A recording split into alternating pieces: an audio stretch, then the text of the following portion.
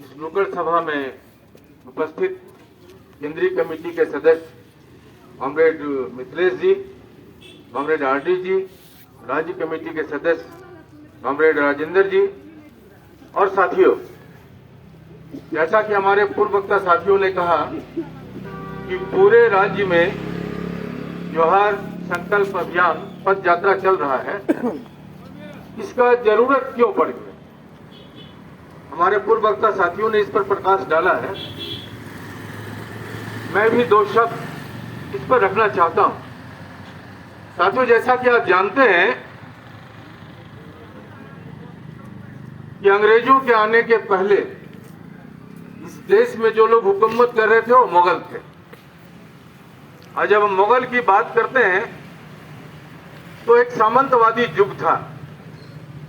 एक राजा दूसरे राजा के राज्य पर हमला करता था और उसको जीत हासिल करता था। बाबर भी अपने मन से नहीं आया। इब्राहिम लोदी को हराने के लिए यहाँ के कुछ लोगों ने उसको आमंत्रित किया और तब बाबर यहाँ आया। और जब बाबर यहाँ आया तो लौट के नहीं गया, बल्कि यहीं रह गया। कुछ लोगों का कहना है कि मुगल लोग आए थे, हिंदुस्तान को बर्बाद कर दिए, लेकिन इतिहास दूसरी बात कहती है। इतिहास का कहना है जब मुगल आए तो जितना समृद्ध भारत था उतना आज तक अब कभी नहीं हुआ। 30% वाणिज्य सिर्फ हिंदुस्तान का पूरी दुनिया में था। और इसी को देखकर यहां पर अंग्रेज आए और यहां से माल असबाब लूटा।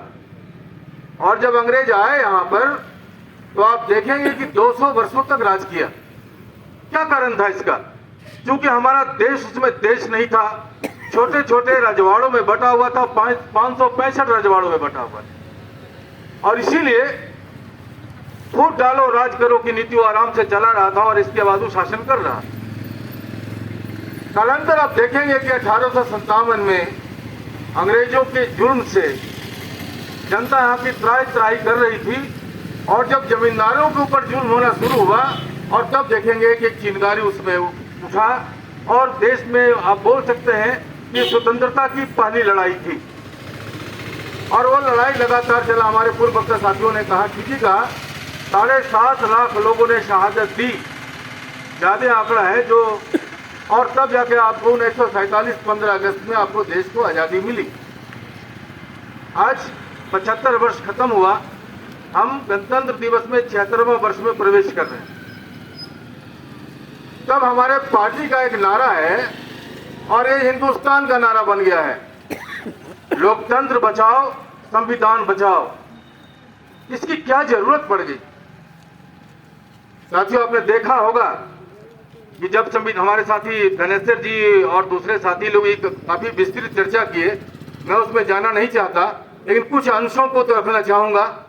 आप देखेंगे कि जब संविधान सभा का निर्माण हुआ, पहली सभा का अस्थायी रूप से जो बनाई गई वो सच्चिदानंद सिन्हा के द्वारा बनाई गई थी। बाद में जब संविधान सभा बना तो उसमें कौन लोग थे? गांधीवादी लोग थे, कम्युनिज्म विचारधारा के लोग थे, सपा समाजवादी विचारधारा के लोग थे और दक्षिण पंथी विचारधारा के लोग भी थे। और उनके सहमति से ये संविधान बना। लेकिन एक बात जो जरूरी है, उस समय भी हिंदू महासभा के लोग और आरएसएस के लोग इसका विरोध कर रहे थे। 3 तारा है, इस शगुन देने वाला नहीं है, ये बड़ा दोषी है। तिरंगा में जो 3 रंग है ना, तो ये 3 रंग बड़ा खराब होता है, ये नारा था उनका। और ये संविधान नहीं चलेगा। उनका मत था कि मनुवाद के हिसाब से चले। इसके पीछे उनका कारण था कि मुगल आए तो ब्राह्मणवाद पर कोई चोट नहीं किया, अंग्रेज आए थोड़ा मोड़ा सुधार किए सती प्रथा वगैरह पर, लेकिन मेनली जो चीजें थी उस पर कोई उनका जबरदस्त प्रहार नहीं हुआ। इसलिए उनकी मान्यता थी कि ये मनुवाद से ही चलेगा। और जब अम्बेडकर के नेतृत्व में जब संविधान बनना शुरू हुआ तो पूरे दुनिया के बारे में उन्होंने अध्ययन किया और जो सबसे अच्छा संविधान हो सकता है उन्होंने दिया, ताकि आम जनता का, क्यों भाई, कि अम्बेडकर ने अस्पृश्यता का, वो जो छुआछूत का, वो प्रताड़ना का, दमन का, सारे चीजों को व्यक्तिगत रूप से प्रत्यक्ष रूप से देखा था। ये डर था कि हिंदुस्तान की जनता की स्थिति क्या है। इसलिए भारतीय मानसिकता कभी भी समानता की नहीं रही। भारत के लोग कभी भी समान दृष्टिकोण से उनकी मानसिकता नहीं बनी। क्यों? कि हर जाति दूसरे को अपना से नीचा समझता है। ये समाजवादी व्यवस्था में उनका आइडियोलॉजी नहीं है। इसीलिए आप देखेंगे कि ये बीजेपी के लोग, दुर्भाग्य है कि उस समय जो लोग विरोध कर रहे थे, जो मनुवाद का पैरोकार थे, आज वही गद्दी पर बैठे हों। और गद्दी पर जब बैठे हैं तो उनका साफ साफ उनका इरादा है, उनका मकसद है, उनका उद्देश्य है कि किसी भी कीमत पर इस देश में हम मनुवाद लाएं। और मनुवाद लाए नहीं, वो लगातार उस पर काम करना शुरू किए। और मनुवाद तभी आ सकता है जब हम संविधान की हत्या कर देंगे। ये हर दिन जब सुबह उठते हैं हमेशा संविधान की हत्या कर रहे हैं। मैं कुछ उदाहरण आपके सामने पेश करूं। आपने क्या देखा कि जो लोग, मैं संविधान की, मैं संसद की बात कर रहा हूं, जो लोग गाली दे रहे हैं, गोली मारो सालों को, कठुआ, ये सारे शब्द जो बोल रहे हैं, इसके बाद भी उनके ऊपर कोई कार्रवाई नहीं होता है। और जो सच बात बोलता है उसको जेल भेज दिया जाता है। इस हुकूमत के खिलाफ कोई कुछ बोल दे तो सीधा जेल चला जाएगा। ये नियम है। राम मंदिर का फैसला आप देखिएगा, उसमें लिखा हुआ है कि 19 ये फैसले के बाद, आजादी के बाद में जिसकी जो स्थिति है वही रहेगी, उसमें कोई छेड़छाड़ नहीं कर सकते हैं। लेकिन आपने क्या देखा, संभल में एक दिन में वो केस होता है और सर्वे करने का ऑर्डर मिलता है, सर्वे के लिए भेज दिया जाता है। ये क्या है? जानबूझ करके एक जबरदस्त मार किया जा रहा है। क्योंकि मनुवाद अगर आप पढ़ेंगे तो आप उसमें देखेंगे इनको नफरत है कम्युनिस्टों से, इनको नफरत है अल्पसंख्यकों से, इनको नफरत है दलित आदिवासियों से, इनको नफरत है आदिवासियों से और महिलाओं से। ये केंद्र कर रहे हैं और यही शासन लाना चाहते हैं। हमारे कुछ लोग इस बात को समझते हैं कि भाई बीजेपी आ जाएगा तो बहुत कल्याण हो जाएगा। आप 10 वर्षों का लेखा जोखा लीजिए। आज जितने भी हमारे संवैधानिक संस्थाएं हैं, आप कार्यपालिका की बात करें, न्यायपालिका की बात करें, आप विधायिका की बात करें, आप क्या देख रहे हैं? लगातार आज ही एक न्यूज में देख रहा था कि महाराष्ट्र के 5 जो विधायक है वो गायब हैं, वो सांसद गायब हैं। माने जो जनता के द्वारा चुनी हुई सरकार है उसको भी क्या कर रही है? तोड़ दे रही पैसे के बल पर, कारपोरेट घरानों के बल पर। और आपने क्या देखा, अभी हमारे साथी कुछ बोल रहे थे, पर्यावरण का सवाल ला रहे थे भी धनेश्वर जी, आपको हंसी लगेगी। एक तरफ ही गाछ लगवाने का एक स्वांग रचते हैं कि हम हरा भरा करना चाहते हैं देश को, और दूसरे तरफ कारपोरेट के हाथों जमीन को, जंगलों को कटवा रहे हैं। छत्तीसगढ़ में हसदेव जंगल है, हजार लाखों एकड़ हेक्टेयर जमीन को ये अडानी को दे दिया, और अडानी ने क्या किया? उसको कटवा दिया, और कटवाने के बाद वहां से कोयला निकाला। जबकि पूरे भारत में जो कोयला का स्टॉक है उसका 1% अभी तक नहीं निकला है, और इसके बाद भी वहां पर वो कटवाया उसको। क्यों? कि अडानी का सेवा करना था, बड़े बड़े कारपोरेट लोगों को सेवा करना था। आपने इसी संविधान में देखा, अगर गरीब लोग बैंक से चंदा ले, अगर लोन लेंगे, अगर समय पर वो लोन अगर चुकता नहीं करेंगे तो क्या होगा? उनको जेल भेज दिया जाएगा, उनके घर का कुर्की जब्ती हो जाएगा। लेकिन आपने देखा कि अभी लाखों करोड़ रुपया, 16 लाख करोड़ रुपया पूंजीपतियों का माफ कर दिया गया। तो एक तरफ पूंजीपतियों का पैसा माफ हो रहा है और दूसरी तरफ गरीबों के लिए वो जेल का दरवाजा खोल दिया जा रहा है। संविधान कहीं से नहीं है। आप देख रहे हैं कि अगर रेल मंत्री पर कुछ आक्षेप आएगा तो उसका जवाब कौन देगा? तो फाइनेंस मिनिस्टर देगा। फाइनेंस के ऊपर अगर हमला होगा तो उसका जवाब रेल मंत्री देगा। ये कोई चीज नहीं रह गया है, सारे चीजें तहस नहस हो गई हैं। एक ध्यान बचा था कि न्यायपालिका पर लोगों का था कि पूंजीवादी व्यवस्था में न्यायपालिका पर बहुत लोग देखते हैं आशा लगाकर। अभी हैदराबाद में 29 दिसंबर से लेकर 2 जनवरी तक एक संगोष्ठी हुआ था, एक कन्वेंशन हुआ था। उस कन्वेंशन में कॉलिन गोंजालेस, एक वरिष्ठ वकील है आपके सुप्रीम कोर्ट के, उन्होंने जो विषय था वहां पर वो था फांसीवाद का उभार और कानून और न्यायालय का सवाल, ये विषय था। उस विषय पर उन्होंने कहा कि आज जो भी जज अगर सत्ता के खिलाफ में, जनता के पक्ष में अगर कुछ बात बोलता है तो उसको सजा भुगतना पड़ेगा। उन्होंने कहा कि न्यायालय का बड़ा क्रूर चेहरा हम लोगों ने देखा है। ये हमारे जस्टिस स्वामी 85 साल के अल्जाइना से पीड़ित, उनका हाथ कांप रहा था, इसके बावजूद भी आप देखिएगा उनको जेल में डाल दिया। जो चल नहीं सकता आदमी, चाय तक नहीं पी सकता अपने हाथ से, उसको इस बात से डर है और उसको जेल में कर दिया, लास्ट में उनकी मौत हो गई। ये न्यायालय का बड़ा क्रूर चेहरा है। इसलिए आप एक ढांचा बच गया है, अंदर से आत्मा बच नहीं गई है। और स्वाभाविक है कि संसद में जो बैठे हुए लोग हैं, जो विधानसभा में बैठे हुए लोग हैं, संविधान को वहां से बचाया नहीं जा सकता। संविधान अगर बचेगा तो जनता के सड़कों पर उतरने से बचेगा। इसीलिए हम लोगों ने एक रास्ता लिया है, सारे लोगों ने मिलकर रास्ता लिया है कि हम जनता के बीच में जाएंगे और ये संविधान के ऊपर जो हमला हो रहा है, अगर हमारा लोकतंत्र नहीं बचेगा तो हमारे बच्चे आवारा हो जाएंगे। आपने क्या देखा कि निजीकरण के नाम पर सारे दौलत को धनेसर जी ने रखा है। इसके बारे में जो जनता के पैसे से जितने भी बड़े उद्योग खुले थे कौड़ी के नाम पर, और चाहे आप रेल की बात करें, सेल की बात करें, आप कोल इंडिया की बात करें, एक एक चीज करके अडानी और अंबानी के हाथ में कौड़ी के दाम में बेचा जा रहा है। इतना ही नहीं, अभी आप देखिएगा धारावी में जहां करोड़ों लोग रहते हैं उस जमीन को भी आज अडानी के नाम पर दे दिया गया है। साथियों, इतना ही नहीं, स्थिति बड़ी नाजुक है, बड़ा अजीब दौर है। हमारे बच्चों को अभी निजीकरण में आप क्या देख रहे हैं कि हॉस्पिटल के नाम पर आयुष्मान योजना चलाया जा रहा है, लेकिन आप हॉस्पिटल में जाके देखिए कि उनका पैसा वसूल कर लिया जाता है। फॉल्स बिल बना करके डॉक्टर लोग उसको वसूल करते हैं और उसका इलाज तक नहीं होता। आप देखेंगे जो सरकारी स्कूल है उसको खत्म किया जा रहा है और निजी स्कूलों को बढ़ावा दिया जा रहा है, और वहां पर फीस इतना है कि आम लोग नहीं दे सकते। हमारे बच्चे बजरंगबली का नारा देंगे, झंडा लेकर वो आवारा बन जाएंगे, हत्यारा बन जाएंगे। हमारे बेटे को देखते देखते ये आवारा बना देंगे, ये हत्यारा बना देंगे। लेकिन इनके बेटे इंग्लैंड में पढ़ेंगे, जर्मन में पढ़ेंगे, जापान में पढ़ेंगे। ये बड़ा अजीब स्थिति है। हम समझते हैं ऐसी स्थिति में आम जनता को सोचने की जरूरत है। मंदिर बने, आप पूजा करें, कोई विरोध नहीं करता है, लेकिन वो मंदिर हमारे जो मुद्दों को खा जाए। आज महंगाई का मुद्दा है, बेरोजगारी का मुद्दा है, हमारी माँ और बहनों का इज्जत सलामत कैसे रहे ये मुद्दा है। इन सारे मुद्दों से ध्यान भटकाने के लिए आप राम मंदिर की बात कर रहे हैं, आप कभी अयोध्या की बात कर रहे हैं, कभी कहाँ की बात कर रहे हैं, ये उलझा रहे हैं। और इसीलिए आपने देखा होगा कि लगातार महंगाई बढ़ रहा है। आज हमारे देश की स्थिति क्या है।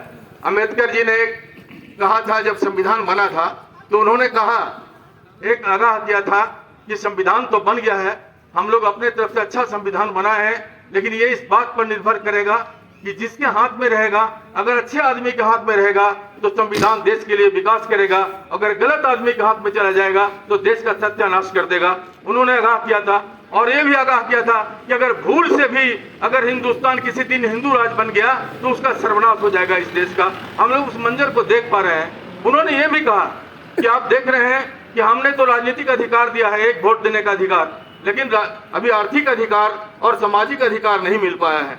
आज भी आप क्या देख रहे हैं, आप देख रहे हैं कि 80 करोड़ लोग, बड़ा बेहयाई से कहते हैं कि 80 करोड़ लोग ये 5 किलो अनाज पर जिंदा है। आज हमारे देश की स्थिति क्या है। आज अब अनाज लगाने की जरूरत है। हमारे बच्चे बेरोजगार हैं, उनके अंदर सांस्कृतिक रूप से वो बहुत दिवालियापन हो गए। वो ना बाप को पहचान रहे हैं, ना माँ को पहचान रहे हैं, एक दूसरे का दुश्मन बने जा रहे हैं। ये व्यवस्था बना रही है। इसीलिए जो पूजने वाले लोग हैं, मैं उनका कोई कहना नहीं चाहता, जरूर पूजिए, लेकिन आपका बच्चा हत्यारा नहीं बन जाए, इस पर भी आप ध्यान दीजिए। और नहीं तो भगवान तो मंदिर में रह जाएंगे, आपका बेटा हत्यारा बन जाएगा। ये बात तो जरूर है। और आप देख रहे हैं, लगातार देख रहे हैं ये हुड़दंग लोगों का, इसलिए इनका फैसला सड़कों पर करना पड़ेगा और कोई अकेले नहीं कर सकता है। ये बात हमारी पार्टी समझती है कि जनता को जगाए बगैर जनता जब सड़क पर उतरेगी तो इनका फैसला होगा और तभी गरीबों का कल्याण होगा, अन्यथा गरीबों का कल्याण होने वाला नहीं है। इसलिए आज हम लोग नुक्कड़ सभा किया है, लगातार अभी 22 अप्रैल तक चलेगा। 22 अप्रैल को हमारी सम्मेलन होने वाली है पार्टी की, वो झारखंड बोकारो में होगी। और तब तक मैं सभी लोगों से, जो न्याय पसंद जनता है, उनसे हम अपना आग्रह करना चाहेंगे कि ये गंभीर परिस्थिति को समझिए। हमारा देश बड़ा ही नाजुक दौर से गुजर रहा है और हम लोग जो आए हैं वो सिर्फ अपने लिए नहीं आए हैं। आपके बच्चे कल आवारा नहीं हो जाए, आपके बच्चे कल हत्यारा नहीं हो जाए, आपकी माँ बहनों का, हमारी माँ बहनों का इज्जत सरेआम लूटा नहीं जाए। ये भाजपाई से यही आप काम करते हैं। आपने देखा कि संसद में कटुआ बोलता है, आपने देखा कि गोली मारो सालों को बोलता है, इनको कुछ नहीं होता है। लेकिन हम जैसे ही सरकार के खिलाफ में बोलेंगे वैसे हमारे लिए जेल भेज देगा। जो भी इसके खिलाफ में बोलने वाले लोग हैं, सत्ता के खिलाफ में बोलने वाले लोग हैं, आज उनके लिए नए नए कानून लाए जा रहे हैं। अब हमारे धनेसर जी ने कहा कि अभी आप देखिएगा कि मजदूरों की हालत बहुत खराब हो गई है। अभी तो सारे चीज आपने देखा, बड़का गांव में जो 3 फसला जमीन है वो अडानी के हाथ में दे दिया। लातेहार में कोल ब्लॉक को बड़े बड़े पूंजीपतियों के हाथ में दे रहा है। तो जैसे जैसे छटनी होगा रोजगार नहीं मिलेगा। बात आपको समझने की चीज है, जब जनता का उद्योग रहेगा तो जनता के लोगों को रोजगार मिलेगा। अगर अडानी का होगा तो आपको रखेगा और नहीं रखेगा, वो गुंडों से मरवाएगा आपको। ये स्थिति बहुत नाजुक है। अगर जनता के पास में पैसा नहीं रहेगा तो दुकानदार जो दुकान खुली वो खरीदेगा कौन? इसलिए जरूरत है जनता के पास में पैसा आना, और जनता के पास में तभी पैसा आएगा जब उसका रोजगार होगा। और रोजगार के ऊपर खतरा है। महंगाई लगातार आप देख रहे हैं कि बढ़ता चला जा रहा है। ये 5-6 महीने के अंदर 30% दाम बढ़ गया हर चीजों का। इसीलिए एक तरफ पॉकेट सिकुड़ता जा रहा है और सामान जो उससे दूर होता चला जा रहा है। ऐसे परिस्थिति में ये एक आदमी का काम नहीं है, ये आम जनता का काम है। आप समझते हैं धर्म से आप मोक्ष जा सकते हैं। जितने पाप करने वाले अगर बुरा मत माने, हम कहते हैं मोक्ष में जाके नहाने के लिए चले गए, ये तो बड़ा मुश्किल वाली बात है ना भाई। सवाल पहले कि आपका पेट में जब दाना रहेगा तब आपकी बुद्धि होगी। स्थिति बहुत खराब है, बहुत नाजुक है।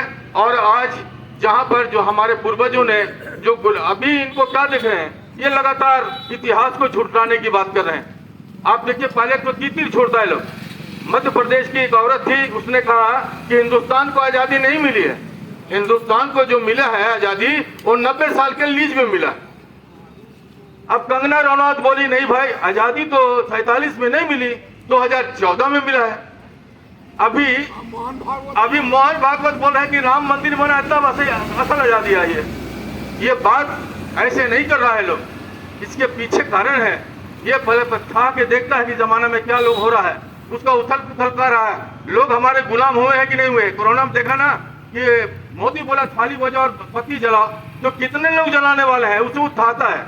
इसीलिए हमारे साथी धनेश्वर जी ने ठीक ही कहा कि हमको वैज्ञानिक सोच से काम करना पड़ेगा, तर्क के कसौटी पर कसना पड़ेगा, और तब हमको जाना पड़ेगा। हमें कहने में कोई गुरेज नहीं है। अगर आज सावित्रीबाई फुले नहीं होती तो आज लड़की यहाँ पर पढ़ी लिखी नहीं होती।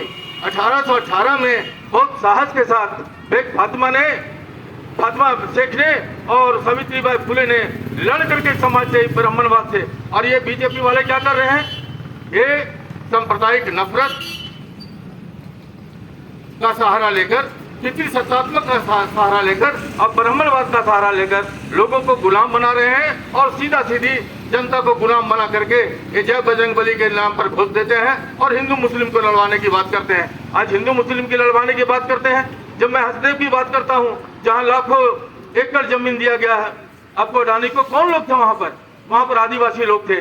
और आदिवासी लोग जब विरोध किया तो आप देखिए उनको जेल में डाल दिया। इसीलिए खतरा आदिवासियों के ऊपर है, एक खतरा दलितों के ऊपर है, एक खतरा महिलाओं के ऊपर है। इस बात को हमको समझना है। बड़े बड़े मॉल खुल रहे हैं, ये छोटे छोटे दुकानदार का अस्तित्व कहाँ रहेगा? इसलिए सवाल अस्तित्व का है।